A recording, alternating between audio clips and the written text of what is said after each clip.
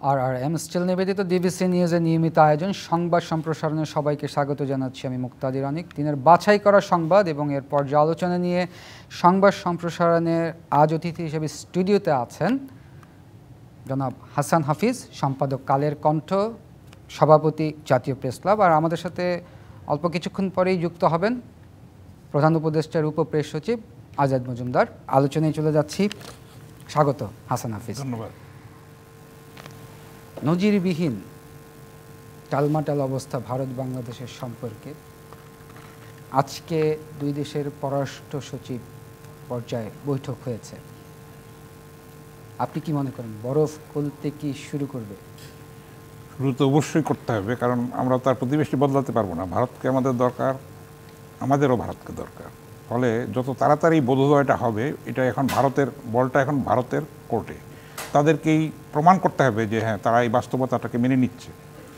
তারা তো তথাকথিত স্বামী স্ত্রীর সম্পর্ক আমাদের দেশের পররাষ্ট্রমন্ত্রী একসময় বলেছিলেন, তথাকথিত নির্বাচিত সরকারের যেই প্রশাসনের নির্বাচনে নির্বাচিত হয়েছিল শেখ হাসিনা, এখন সেখানে আশ্রয় নিয়েছে। এটাতে প্রমাণিত হচ্ছে যে একটা অন্য ধরনের অনৈতিক সম্পর্ক, মানে আমি বলছি খারাপ অর্থে না, মানে একটা অসম একটা সম্পর্ক ছিল, একটা পার্টি টু পার্টি, কিন্তু আসলে হওয়া উচিত পিপল টু পিপল রিলেশন। সেটা হচ্ছে না। ভারত বড় বড় কথা বলছে, এখন এটা তাদের প্রমাণ দিতে হবে যে তারা সত্যি সত্যি ইতিবাচকভাবে এগিয়ে যেতে চায় কিনা সম্পর্ক নিয়ে। এমনিতেই অনেক ক্ষতি হয়ে গেছে, দুই দেশেরই ক্ষতি হয়েছে, আরও হবে সামনে। আপনি দেখেন ভারতের আশেপাশের কোনো প্রতিবেশীর সঙ্গে তাদের ভালো সম্পর্ক নেই। তারা সার্কটাকে নষ্ট করেছে, ধ্বংস করেছে।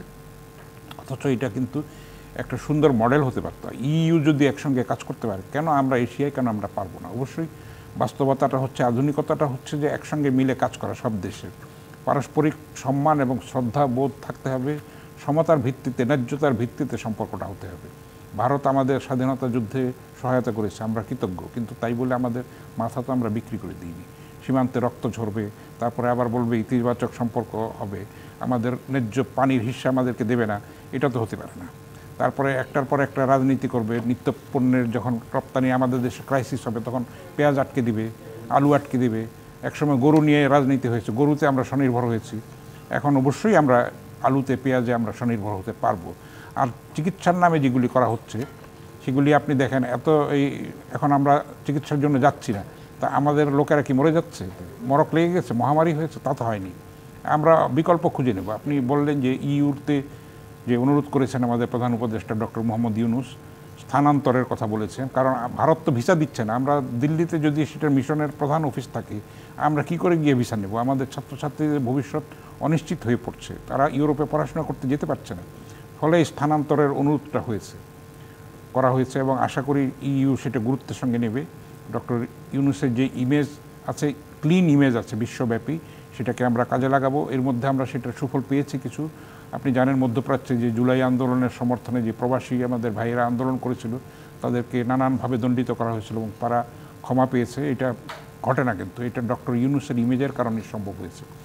আমরা আশা করব যে একটা ইতিবাচক বাংলাদেশ, এই জুলাইয়ের সর্বপ্লাবী যে ছাত্র গণ অভ্যুত্থান, যে বিপ্লবের মাধ্যমে পরিবর্তনটা সাধিত হয়েছে অনেক রক্তের বিনিময়ে, সেটার সুফলটা আমরা ঘরে ঘরে তুলে দিতে পারবো এবং এটাকে সংহত করার চ্যালেঞ্জটা সবাইকে নিতে হবে। 24 জন উপদেষ্টার পক্ষে রাতারাতি সব কিছু বদলে দেওয়া সম্ভব না, এটা আশা করাটাও অন্যায়। সংস্কার হবে, সংস্কার একটি চলমান প্রক্রিয়া, তারপরে নির্বাচন হবে, দুইটা একযোগেও চলতে পারে, তাই না? সংস্কার আপনার এত একটা অব্যাহত প্রক্রিয়া, 3 বছর পরে কি একটা ক্রাইসিস হলো, তখন তো একটা নতুন সংস্কারের প্রয়োজন হবে। আগের থেকে আমরা এটা প্রিজিউম করতে পারি না। ফলে এটা চলবে এবং নির্বাচিত সরকারের কাছে হস্তান্তর করবে ক্ষমতা অন্তর্বর্তী সরকার, সেটি আমাদের প্রত্যাশা। যত তাড়াতাড়ি সম্ভব একটা রাজনৈতিক সরকার আসবে ক্ষমতায় এবং সবাইকে নিয়ে একটা ইনক্লুসিভ একটা ইলেকশনের মাধ্যমে স্বচ্ছ, জবাবদিহিতামূলক, গ্রহণযোগ্য, পরিচ্ছন্ন, অবাধ, স্বাধীন, নিরপেক্ষ একটা নির্বাচন হবে, যেটাতে আমরা আগে অতীতে 3-3টার প্রশাসনের নির্বাচনে আমরা ভোট দিতে পারিনি। একটা হয়েছে রাতের নির্বাচন, একটা হয়েছে বিনা প্রতিদ্বন্দ্বিতার নির্বাচন, আর একটা হয়েছে আমি ডামি তুমি নির্বাচন। ফলে মানুষের ভোটাধিকার কিন্তু প্রয়োগ করতে পারেনি, মানুষ তাদের সত্যিকারের নেতা নির্বাচন করতে পারেনি। আশা করি এখন ক্ষেত্র তৈরি হয়েছে, আমরা আশাবাদী যে আমরা একটা উজ্জ্বল ভবিষ্যৎ আমাদের জন্য অপেক্ষমান রয়েছে। হাসান, আপনি জানেন আজকে যখন এই পররাষ্ট্র সচিব বৈঠকটি চলছিল, তখন কলকাতার মুখ্যমন্ত্রী মমতা আজকে বিধানসভায় যে কথাগুলি বলেছেন, আমি একটু বলছি ওনার কথা, আপনারা বাংলা, বিহার এবং উড়িষ্যা দখল করবেন আর আমরা ললিপপ চুষব, এমনটি ভাববেন না। আরেকটি যে কথা উনি বলেছেন, যদি বাংলাদেশে ভারতীয়রা আক্রান্ত হন তবে আমরা তা সহ্য করব না, আমরা তাদের সেখান থেকে ফিরে আনতে পারি। এই ব্যাপারে যদি একটু বলেন। বাংলাদেশে তথাকথিত নির্যাতন হচ্ছে বলা হচ্ছে, এগুলি তো অতিরঞ্জন ভারতীয় মিডিয়ার, এটা প্রমাণিত হয়েছে ফ্যাক্ট চেকের মাধ্যমে, রিউমার স্ক্যানের মাধ্যমে এটা প্রমাণিত হয়েছে। বিশ্বব্যাপী এটা সবাই বুঝতে পেরেছে যে ভারত একটা অসৎ উদ্দেশ্যে, একটা হীন উদ্দেশ্যে এইগুলিকে করে যাচ্ছে এবং তারা স্বীকার করছে না, এই বাস্তবতাটাকে স্বীকার করছে না। জুলাই পরবর্তী যেই বিপ্লবী সরকার, অন্তর্বর্তী সরকার এখন দায়িত্ব পালন করছে, সেটাকে স্বীকার করতে চাচ্ছে না, কিন্তু স্বীকার করতে হবে। আজ হোক কাল হোক তাদের স্বার্থেই এটা স্বীকার করতে হবে, এটা বাস্তবতা। এবং তাদের দেশে কি সংখ্যালঘু নিপীড়ন হচ্ছে না? তাদের এখানে কি দাঙ্গা হচ্ছে না? সেখানে গরুর মাংস খাওয়ার নামে যেসব নিপীড়ন করা হচ্ছে, হত্যা করা হচ্ছে, আপনি জানেন যে বিশ্বে যত মাংস রপ্তানি হয় গরুর মাংস, তার মধ্যে তৃতীয় স্থান হচ্ছে ভারতের। তো সেখানে গরু জবাই করতে হয় না? আস্ত গরু তো আর সেখানে রপ্তানি হয় না। তো এগুলি হচ্ছে পরস্পর বিরোধিতা, ভণ্ডামি। এগুলি কিন্তু আমাদের মেরুদণ্ড সোজা করে দাঁড়ানোর সময় কিন্তু এখন। আমরা চাই না সীমান্তে রক্ত ঝরুক, কখনো চাই না। আমরা সমতার ভিত্তিতে বাংলাদেশকে স্বাধীন সার্বভৌম রাষ্ট্র হিসেবে স্বীকার করে নিয়ে পারস্পরিক শ্রদ্ধাবোধের মাধ্যমে এই সম্পর্কটা চলবে এবং এটার সময় এসছে এখন আমাদের সেই। ধন্যবাদ হাসান হাফিজ। আমাদের একটা বিরতির সময় হচ্ছে, বিরতি থেকে ফিরে এসে আমরা এটা নিয়ে আলোচনা করব। আর আমি স্টিল নিবেদিত সংবাদ সম্প্রসারণে একটা বিরতির সময় হয়েছে, সঙ্গেই থাকুন। বিরতির পর আবার স্বাগত। আর স্টিল নিবেদিত সংবাদ সম্প্রসারণ স্টুডিওতে এই মুহূর্তে যুক্ত হয়েছেন প্রধান উপদেষ্টার উপপ্রেস সচিব আজাদ মজুমদার। আপনাকে স্বাগত জানাচ্ছি আজাদ মজুমদার। আগেই যুক্ত ছিলেন আমাদের সাথে দৈনিক কালের কণ্ঠের সম্পাদক ও জাতীয় প্রেস ক্লাবের সভাপতি হাসান হাফিজ। বিরতির আগে আমরা আজাদ মজুমদার, হাসান হাফিজের সাথে কথা বলছিলাম ভারত বাংলাদেশ সম্পর্ক, এখন তো আলোচনার বিষয়। আপনি জানেন যে আজকে পররাষ্ট্র সচিব পর্যায়ে বৈঠক হয়েছে, তো যেহেতু আপনি সরকারের প্রধান উপদেষ্টার উপপ্রেস সচিব আছেন, আমরা আরেকটু ডিটেইল জানতে চাই যে কি কি আলোচনা প্রাধান্য পেয়েছে আজকের এই বৈঠকে। ধন্যবাদ। আজকে ভারতের পররাষ্ট্র সচিব আমাদের পররাষ্ট্র উপদেষ্টার সাথে দেখা করেছেন, পররাষ্ট্র সচিবের সাথে একটা বাইলেটারাল মিটিং করেছেন, তারপরে মাননীয় প্রধান উপদেষ্টার সাথে দেখা করেছেন। তো এটা প্রথম মিটিং বাংলাদেশের অন্তর্বর্তী সরকার দায়িত্ব নেওয়ার পর বাংলাদেশ অথবা ভারতের মাটিতে এই ধরনের উচ্চ পর্যায়ে প্রথম মিটিং। সো স্বাভাবিক কারণে এই মিটিংটা নিয়ে কৌতূহল অনেক বেশি ছিল এবং এর সাথে যোগ হয়েছে যে চলমান কিছু ঘটনা প্রবাহ। খুব মানুষ খুব আগ্রহ নিয়ে অপেক্ষা করছিল আসলে জানার জন্য এই মিটিংয়ে কী হয়েছে। তো আপনিও জানতে চাচ্ছেন। একটা জিনিস আমি বলতে চাই যে এই মিটিংয়ের আলোচনাটুকু, অন্তত একটা মিটিংয়ে আমি উপস্থিত থেকে দেখেছি যে খুবই সৌহার্দ্যপূর্ণভাবে আলোচনা হয়েছে। যে বাইরে যে উত্তেজনা, বিশেষ করে মিডিয়ায়, সেই উত্তেজনার রেশ কিন্তু এই ধরনের আলোচনায় ছিল না। এবং ভারতের পররাষ্ট্র সচিব কিন্তু একটা জিনিস পরিষ্কার করে বলেছেন যে বাংলাদেশ ভারত সম্পর্ক নিয়ে মিডিয়া যে ন্যারেটিভ তৈরি করেছে, পার্টিকুলারলি ভারতীয় মিডিয়া যে ন্যারেটিভটা তৈরি করেছে, এই ন্যারেটিভটা ইন্ডিয়ান সরকার বাই করে না। দেশে বা এটা তাদের ন্যারেটিভ না, তাদের পার্সপেক্টিভটা আরেকটু ভিন্ন।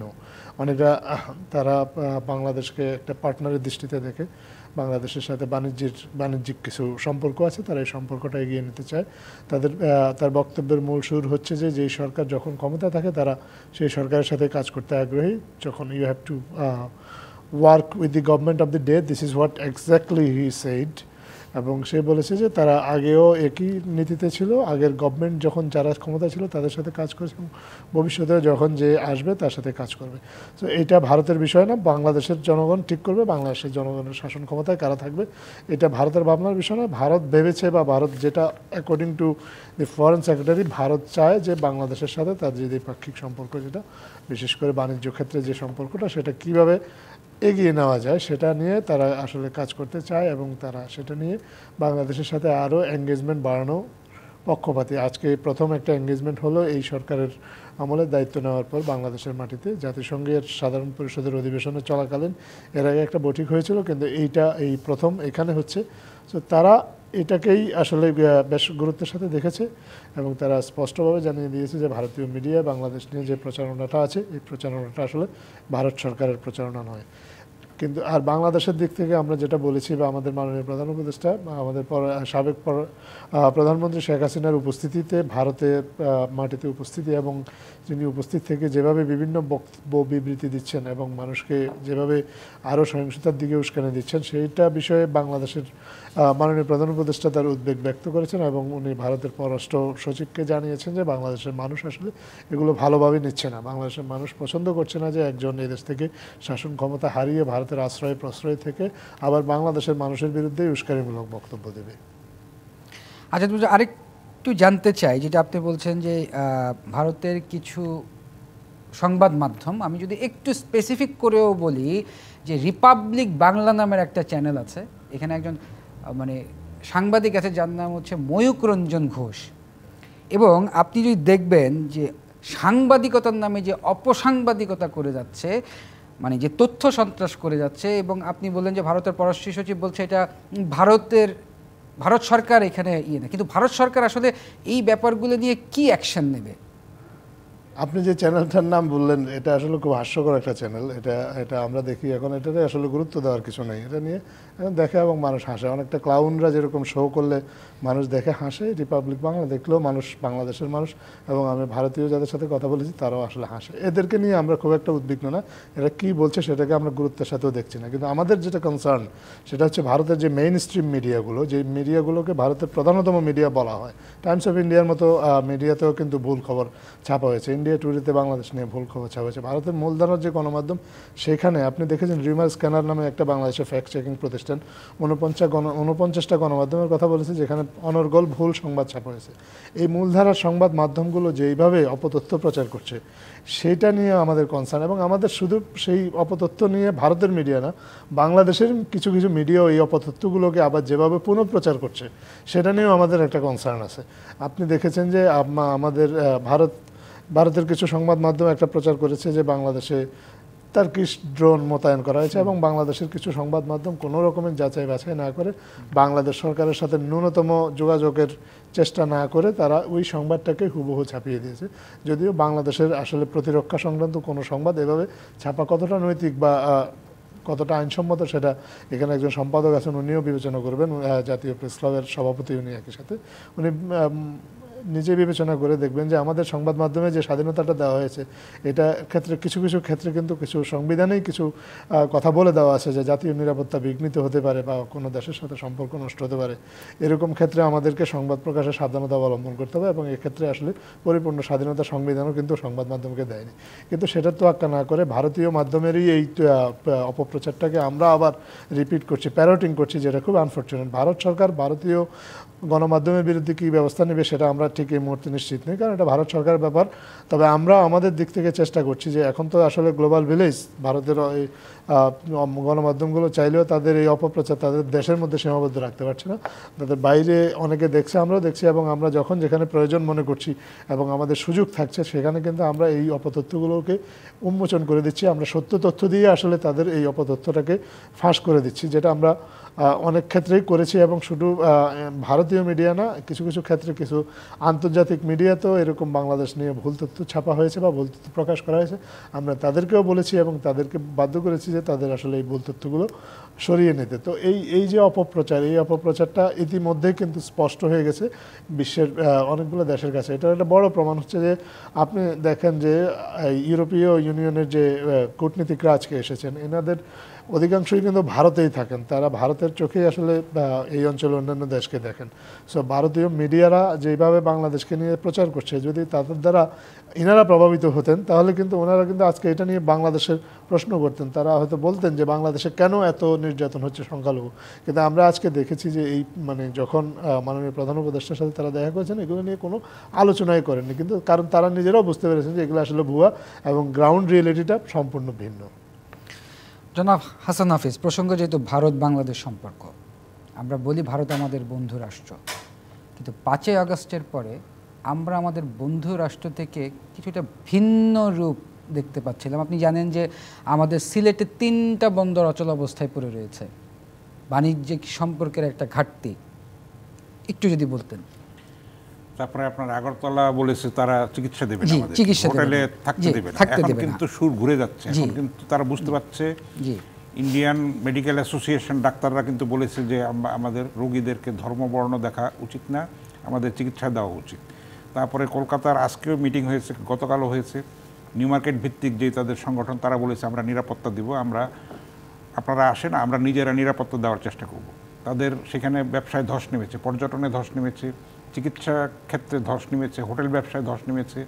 তো সুতরাং এই রিয়ালিটিটাকে ভারতকে বুঝতে হবে। তারা যতই বলে যাচ্ছে যে সীমান্তে তারা হত্যা বন্ধ করতে চায়, আগের সরকারের হাসিনার পতিত সরকারের সময় বলেছে, কিন্তু বাস্তবতাটা হচ্ছে যে সেটা বন্ধ হয়নি। ভারত যত বড় বড় কথা বলুক, আমি বিশ্বাস করি যে তাদেরকে প্রমাণ দিতে হবে এবং দৃশ্যমান প্রমাণ দিতে হবে যে তারা সত্যিকার অর্থে আন্তরিক পিপল টু পিপল রিলেশন তারা এগিয়ে নিয়ে যেতে চায়। আমরা কিন্তু অতীতে সেটা দেখি নাই, কারণ আমাদের কাছ থেকে অন্যায় সুবিধা তারা অনেক পেয়েছে। তথাকথিত ট্রানজিটের নামে কত ক্ষতি হয়েছে আমাদের দেশে, অথচ আমরা কিন্তু নেপালের সঙ্গে তাদের একটু ছোট্ট জায়গার জন্য আমরা সেভাবে সরাসরি যোগাযোগ করতে পারছি না, বিদ্যুৎ আনতে পারছি না, নানান ধরনের সমস্যা হচ্ছে। তো ভারত ঠিক আছে বড় রাষ্ট্র, কিন্তু দাদাগিরি করলে তো এটা চলবে না। আপনি দেখেন ভারতের আশেপাশে সবাই কিন্তু মুখ ফিরিয়ে নিয়েছে, ছোট ছোট দেশগুলি। তো আমরা বাংলাদেশ কেন পারবো না? 18 কোটি মানুষ, আমাদের 4 কোটি তরুণ এখনও রাস্তায় আছে, তারা বিপ্লব ঘটিয়ে দেখিয়েছে যে স্বৈরাচারকে তারা রুখে দিতে পারে। তো ভারত যদি আমাদেরকে এত আগ্রাসন করতে চায়, সাংস্কৃতিক আধিপত্য করতে চায়, সব কিছু করতে চায়, সেটা রুখে দাঁড়ানোর মতো সক্ষমতা আমাদের আছে। এখনই সময় সেটা প্রমাণ করার।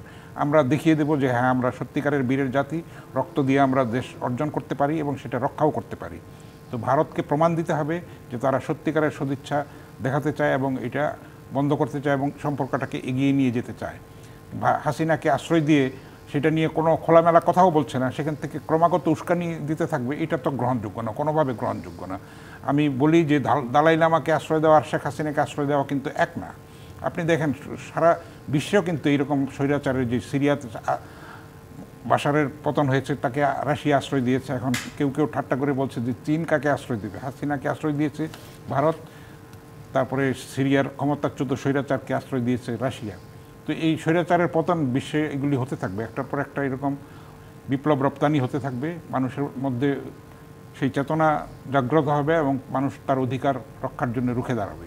আমরাও চাইব যে ভারতের সঙ্গে আমাদের সম্পর্ক ভালো হোক, আমাদের মেরুদণ্ড যেন আমাদের সোজা থাকে। This is the time.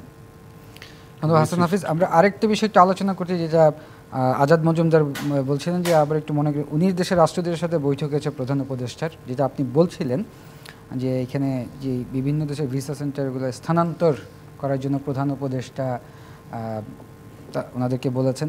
আরেকটি মিটিংয়ে যেটা উঠে এসছে যে তারা চায় যে বাংলাদেশের নির্বাচন নিয়েও কথা হয়েছে। আমি যদি একটু জানতে চাই, আলোচনায় যে উঠে এসে বাংলাদেশের নির্বাচন ও অর্থ পাচার বিষয়টি উঠে এসছে আজকে ইউরোপীয়দের ইয়েতে, আপনি যদি একটু বলতেন আরেকটু। জি ধন্যবাদ। ভারত প্রসঙ্গ দিয়ে শুরু করি। ভারতের উপর নানা কারণে আমাদেরকে নির্ভর করতে হয়। আমাদের দেশে অনেক মানুষ ভারতের চিকিৎসায় যায় বা আমাদের অনেক কিছু কিছু পণ্য ভারত থেকে আমরা আমদানি করতে হয়। তো এরকম কিছু নির্ভরশীলতা আছে, যে নির্ভরশীলতাটা চাইলেই চট করে কমানো সম্ভব না। কিন্তু ভিসার ক্ষেত্রে, ইউরোপীয় দেশগুলোর ভিসার ক্ষেত্রে আমাদের যে ভারতের উপর যে নির্ভরশীলতাটা, এটা অনেকটা চাপিয়ে দেওয়া, ইউরোপীয় দেশগুলোরই চাপিয়ে দেওয়া। কারণ বাংলাদেশে তাদের আসলে সেভাবে ভিসার জন্য কোনো অফিস নেই। তো এটা আমাদের মাননীয় প্রধান উপদেষ্টার পক্ষ থেকে ওনাদেরকে আজকে অনুরোধ করেছেন যে আপনাদের যে ভিসা সেন্টারগুলো আছে এগুলো বাংলাদেশে সরিয়ে নিয়ে আসেন। যদি একান্ত বাংলাদেশে সম্ভব না হয়, পার্শ্ববর্তী অন্য কোনো দেশে নিয়ে আসেন। কারণ আসলে আমাদের ইউরোপের কোনো দেশের ভিসা আনার জন্য আমাদের এই ইউরোপের এই দেশগুলোতে কিন্তু বাংলাদেশে প্রচুর ছাত্রছাত্রী আসলে পড়াশোনার জন্য যায়। তো যদি বাংলাদেশের কোনো একজন ছাত্র ইউরোপের এই দেশগুলোর ভিসা আনতে যায়, তাহলে তাকে প্রথমে ভারতের ভিসা নিতে হয়। এবং ভারত যেহেতু বাংলাদেশিদেরকে এখন ভিসা সীমিত করে দিয়েছে, তখন এই ভারতের ভিসা না পাওয়াতে তার যে ভিসাটার জন্য যোগ্য বা যে ভিসাটা তাকে দিতে চায় ইউরোপিয়ান ভিসা রাষ্ট্রগুলো, সেই ভিসাটাও দিতে পারছে না। এতে করে আমাদের অনেক ছাত্রছাত্রী, আমাদের তরুণ প্রজন্ম, যারা আমাদের এই যে জুলাই বিপ্লবে আমাদের নেতৃত্ব দিয়েছে, যারা জুলাই বিপ্লবের সাথে জড়িত, আমাদের দেশ থেকে একটা জগদ্দল পাথরের মতো চেপে বসা একটা স্বৈরাচারকে হটিয়েছে, তারা কিন্তু মানে তাদের অনেক ছাত্রছাত্রী, তরুণ প্রজন্মের অনেক মানুষ তারা আটকে যাচ্ছে, তাদের জীবনটার মধ্যে এক ধরনের অনিশ্চয়তা তৈরি হচ্ছে। তো মাননীয় প্রধান উপদেষ্টা তাদেরকে এই অনুরোধটা করেছেন, এবং একটা উদাহরণ সেখানে আমাদের পররাষ্ট্র উপদেষ্টা উনি নিজেই উল্লেখ করেছেন যে বুলগেরিয়ার উদাহরণটা উনি দিয়েছেন। বুলগেরিয়া এটা উপলব্ধি করতে পেরেছে, উপলব্ধি করে তারা তাদের বাংলাদেশিদের যে ভিসা অ্যাপ্লিকেশন সেগুলো প্রসেস এখন ইন্দোনেশিয়া অথবা ভিয়েতনাম থেকে করছে। তো একইভাবে আরও অন্যান্য যে দেশ যেগুলো আছে বা যাদের বাংলাদেশে আসলে সেভাবে অফিস নেই তাদেরকেও অনুরোধ করা হয়েছে, তো তারা সেটা যদি রাখবে আশা করি, আমরা বিশ্বাস করি, তো সেক্ষেত্রে পরিস্থিতি আরও উন্নতি হবে বলে আমাদের মনে হয়। এটা গেল একটা পয়েন্ট। আর একটা পয়েন্ট আপনি আসছেন, নির্বাচনের কথা বলেছেন। আচ্ছা মজুমদার, আমাদের একটা বিরতি সময় হয়েছে, এই ব্যাপারটা আমরা বিরতি থেকে ফিরে এসে আমরা শুনছি। প্রিয় দর্শক, আর আমি স্টিল নিবেদিত সংবাদ সম্প্রসারণের একটা বিরতির সময় হয়েছে, সঙ্গেই থাকুন। বিরতির পর আবারও স্বাগত আর এম স্টিল নিবেদিত সংবাদ সম্প্রসারণে। স্টুডিওতে আছেন প্রধান উপদেষ্টা প্রেস সচিব আজাদ মজুমদার এবং আছেন দৈনিক কালের কণ্ঠ সম্পাদক এবং জাতীয় প্রেস ক্লাবের সভাপতি হাসান হাফিজ। আজাদ মজুমদার, আমরা বিরতির আগে যেই ব্যাপারটা নিয়ে কথা বলছিলাম যে ইউরোপিয়ান ইউনিয়নের যারা আজকে দেখা করতে গিয়েছেন, এখানে নির্বাচনের ব্যাপারটি উঠে এসছেন। আমার প্রশ্ন, একটি সুষ্ঠু নির্বাচন আয়োজন করতে সরকারের কতদিন সময় লাগতে পারে? সেটা তো এখন বলা সম্ভব না। সুষ্ঠু নির্বাচন আয়োজন করতে গেলে প্রয়োজনীয় যে সংস্কার সেগুলো বাস্তবায়ন করতে যতদিন লাগে, এখন সংস্কার কতগুলো সংস্কারের আসলে এটার কোনো সীমা পরিসীমা নেই, এটার ব্যাপ্তি অনেক। এখন সংস্কার যে কমিশন হয়েছে সেই কমিশন নির্ধারণ করে দেবে যে আসলে কী কী সংস্কার প্রয়োজন। সেই সংস্কারের ভিত্তিতে রাজনৈতিক দলগুলোর সাথে আলোচনা হবে এবং আলোচনা করার পর তারাই আসলে টাইমলাইনটা ঠিক করে দেবে যে কতদিনের মধ্যে এই সংস্কারগুলো করতে হবে বা করা উচিত। তারপরে সিদ্ধান্ত আসবে নির্বাচন কবে হবে। যেটাই আপনার কাছেও প্রশ্নটা রাখতে চাই যে এই ব্যাপারগুলো আজকে ইউরোপিয়ান ইউনিয়নের বৈঠকে উঠে এসছে, রাজনীতি, অর্থনীতি এবং নৈতিক সমর্থন দেবে বলছে। আপনি যদি ছোট করে একটু বলতেন। সংস্কার কমিশনে আমি একটু আগেও বলেছি যে সংস্কার একটা অন্তহীন প্রক্রিয়া, কিন্তু এটা চলতে থাকবে। তবে মেজর যেটা হলো সেটা হলো যে নির্বাচনের জন্য ভোটার তালিকা একটা হালনাগাদ করা, তারপরে সীমানা নির্ধারণ করা, এগুলির কাজ অনেকখানি এগিয়েছে। আমি যতদূর জানি যে নির্বাচন কমিশনের যে সংস্কার কমিশন নির্বাচনের ব্যাপারে গঠিত হয়েছে সেটাতে একটা সভায় যোগ দেওয়ার আমার সুযোগ হয়েছিল, সংবিধানের ক্ষেত্রেও আমার সুযোগ হয়েছিল যোগ দেওয়া। তো তারা কিন্তু অনেকখানি কাজ এগিয়ে এনেছে এবং এর মধ্যে কিছু সুপারিশমালাও হয়তো তারা তৈরি করে ফেলেছে এবং সেখানে নানান ধরনের দাবি উঠেছে। আগের যে নির্বাচন কমিশনগুলি মেরুদণ্ডহীনতার পরিচয় দিয়েছে এবং বেশি বাড়াবাড়ি করেছে দালালির তোষামদির ক্ষেত্রে, তাদেরকে বিচারের আওতায় আনার দাবি এসছে। তারা সেই সেরকম সুপারিশও করবে, এটা বলেছে, ইতিমধ্যেই বলেছে। তো গুম কমিশনও অনেকখানি কাজ এগিয়ে এনেছে। তো আশা করা যায় যে হয়তো জানুয়ারি ফেব্রুয়ারির দিকে, যদিও ডিসেম্বর টাইমলাইন ছিল, অনেকগুলি সংস্কার কমিশন গঠিত হয়েছে পরে, তারা বেশি মিটিং করতে পারেনি। নানান ধরনের স্টেক হোল্ডারদের সঙ্গে কথাবার্তা বলতে হয়তো ইন্টারাকশনের ব্যাপার আছে। এবং আমি তো সংবিধান সংস্কারকে একটা পরামর্শ দিয়েছিলাম অন্তত 8টি বিভাগীয় শহরে যেন তারা মত বিনিময় সভার আয়োজন করে এবং যতটা সম্ভব সব মানুষকে এবং ক্ষুদ্র নৃগোষ্ঠী তাদের মতামত নেওয়ার জন্য আমি বলেছিলাম। এবং প্রবাসী যেই আমাদের যোদ্ধারা আছেন, যারা আমাদের একটা অর্থনীতির একটা মূল ধারার অন্তত একটা অংশ এবং একটা গার্মেন্টস একটা প্রবাসী রেমিটেন্স যোদ্ধাদের, তাদেরও যেন প্রতিনিধিত্ব মন্ত্রিসভায় থাকে সংবিধানে, সেখানে আমি পরামর্শ দিয়েছি। তো এখন নানান ধরনের পরামর্শ তারা পাচ্ছে, সেগুলি যাচাই করবে, বাছাই করবে, তারপরে একটা সুপারিশমালা আসবে। এবং আমার পরামর্শ থাকবে যে আমি মনে করি যে রাজনৈতিক দলগুলিকে সঙ্গে নিয়ে, মানে তারা যে যখন ক্ষমতায় আসবে তারা যে সংস্কার বাস্তবায়ন করবে সেটার একটা তো গ্যারান্টি থাকতে হবে, তাই না? আপনি সুপারিশ করলেন, আমি ক্ষমতায় আসলাম, আপনার এটা আমার পছন্দ হলো না, আমি এটা ফেলে দিলাম কিংবা ইগনোর করলাম, এটা তো ঠিক হবে না। এত পরিশ্রমের ফলে এই যেই একটা রেজাল্ট আমরা পাচ্ছি, সেই জন্য তাদেরকে ইনভলভ করে নিতে হবে এই প্রক্রিয়ার মধ্যে দিয়ে। আশা করি সেটা সরকার করবেন এবং তাদেরকে সঙ্গে নিয়ে এই অংশীজন হিসেবে তাদেরকে মতামত নেবেন, তারপরে একটা শেপ নেবে। এটা হয়তো আমরা জানুয়ারি ফেব্রুয়ারির দিকে একটা টেন্টেটিভ একটা ডেট পাবো যে রোডম্যাপটা নির্বাচনী কবে নাগাদ হতে পারে। আমার বিশ্বাস যে আগামী বছরের শেষ দিকে অথবা পরবর্তী বছরের প্রথম দিকে একটি নির্বাচন আমাদের হবে, আশা করা যায়। যত বিলম্বিত হবে, এই পতিত স্বৈরাচারকে কিন্তু আমরা আন্ডারস্টিমেট করছি, সেটা কিন্তু ঠিক হবে না। তারা ওত পেতে আছে এবং নানান ধরনের ডিস্টারবেন্স করে যাচ্ছে এই অন্তর্বর্তী সরকারকে নস্যাৎ করার জন্য। আমাদের জুলাইয়ের যে সর্বপ্লাবী গণ অভ্যুত্থান, ছাত্র গণ অভ্যুত্থান, সেটার সুফল যেন মানুষ না পেতে পারে, সেটার জন্য তারা কিন্তু নানানভাবে অপচেষ্টা চালিয়ে যাচ্ছে, এটা কোনোভাবেই গ্রহণযোগ্য না। তো তারা কিন্তু এখনও একবারও অনুশোচনা করে না, একবারও মাপ চায় নাই যে এতগুলি প্রাণ ঝরেছে, শত শত প্রাণ ঝরেছে। তো এইটা তো কোনোভাবেই গ্রহণযোগ্য না। এটা কিন্তু তাদেরকে কঠোর শাস্তির মধ্যে আনতে হবে, বিচারের মধ্যে আনতে হবে, একটা গ্রহণযোগ্য বিচারের মাধ্যমে তাদের শাস্তিটা দিতে হবে। তারপরে কিন্তু এই যে ছাত্র আন্দোলনের নেতারা বলে যে তারপরে আওয়ামী লীগের নির্বাচনে আসতে পারবে কিনা সেটা তখন দেখা যাবে।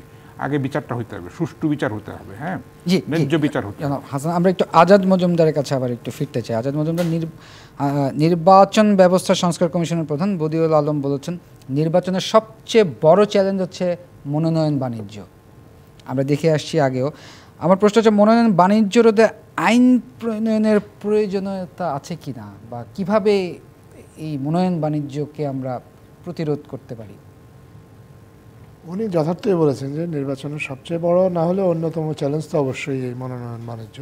এটা যে শুধু জাতীয় নির্বাচনে হয় তা না, আমরা একেবারে স্থানীয় নির্বাচনেও দেখেছি এই মনোনয়ন বাণিজ্য চলে। তো এই মনোনয়ন বাণিজ্য আসলে যদি ঠেকাতে হয়, প্রথমত দলগুলোর ভিতরে গণতন্ত্রায়নের ব্যবস্থা করতে হবে। দলগুলোর যদি গণতন্ত্রের প্র্যাকটিসটা থাকে, তাহলে হয় কি, দলগুলোর নিজস্ব কর্মী যারা আছে, নেতা যারা আছে, তারাই তখন ওই সামনের দিকে আসবে। তখন তাদের জনপ্রিয়তা যাচাই করার, দলের মধ্যে তাদের অভ্যন্তরীণ জনপ্রিয়তা যাচাই করার একটা মেকানিজম তৈরি হবে। তার ফলে তারা তাদের দলের হায়ারার্কিতে তারা এগিয়ে আসবে যাদের জনপ্রিয়তা থাকবে।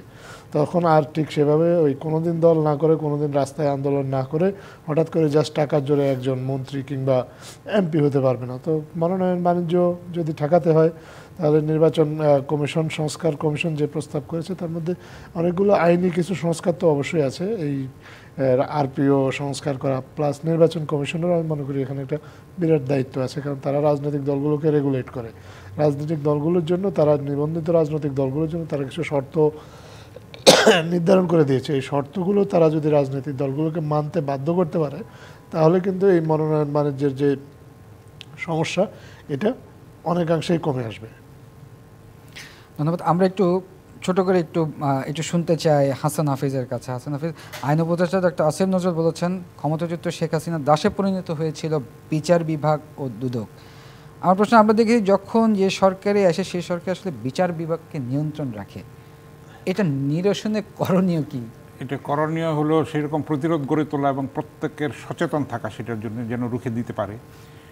শুধু দাসে পরিণত করেনি, পুতুলে পরিণত করেছিল। সেই বিচার বিভাগ কিন্তু উঠতো বসতো তাদের কথা। তারা তাদের ক্ষমতা কুক্ষিগত করে রাখার জন্যে, কিয়ামত পর্যন্ত থাকার জন্যে যা যা করা দরকার, হত্যা, লুণ্ঠন, গুম, সম্পদ পাচার, কি না কি করেছে, তাই না? একটা দানবীয় একটা জগদ্দল স্বৈরাচারের কবল থেকে জাতি মুক্তি পেয়েছে অনেক রক্তের বিনিময়ে।